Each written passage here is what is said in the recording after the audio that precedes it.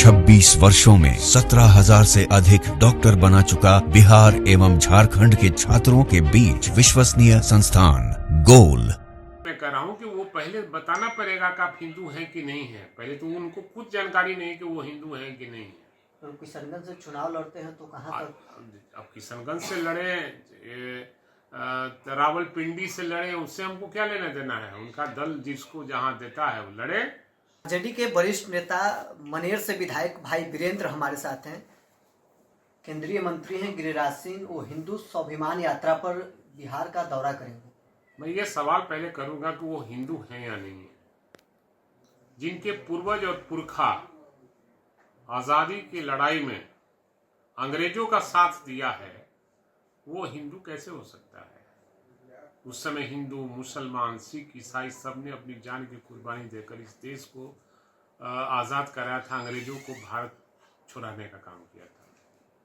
उस समय इनके पुरखे लोग अंग्रेजों का साथ दे रहे थे। आज चले हैं नफरत के दुकान खोलते हुए चल रहे हैं, लेकिन बिहार कभी भी नफरत की दुकान खोलने वाले को की साजिश जो है वो नाकाम होगी और इनकी दुकान नहीं चलेगी। गिरिराज सिंह ये कह रहे हैं कि हम अभी तक हिंदू नहीं बन पाए हैं क्योंकि हम जाति विशेष क्षेत्र से चुनाव लड़ते हैं। वो चाहते हैं कि हम किशनगंज से हिंदू बनकर चुनाव लड़ें। इसीलिए मैं कह रहा हूँ कि वो पहले बताना पड़ेगा कि आप हिंदू हैं कि नहीं है। पहले तो उनको खुद जानकारी नहीं कि वो हिंदू हैं कि नहीं है। तो किशनगंज से चुनाव लड़ते हैं तो कहाँ तक? अब किशनगंज से लड़े, रावलपिंडी से लड़े, उससे हमको क्या लेना देना है। उनका दल जिसको जहाँ देता है वो लड़े। लड़ने में किसी को कोताही है क्या, बरतना चाहिए क्या। लड़े, रावलपिंडी से चले जाए लड़ने के लिए, क्या दिक्कत है।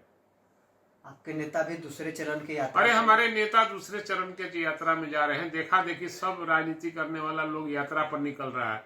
रास्ता तो हमारे नेता ही तेजस्वी प्रसाद यादव ने दिखाया लोगों को कि हम यात्रा पर जनता के हित में हम काम करने चले हैं और जनता को जगाने चले हैं कि जिस तरह से देश में जाति गणना होना चाहिए।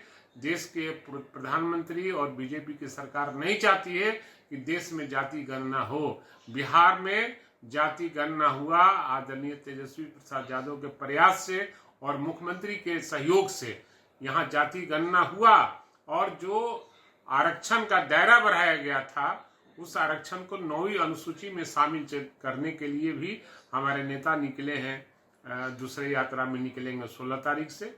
एक चरण का हो गया, दूसरे चरण का यात्रा है और देखा देखी सब लोग चल रहे हैं।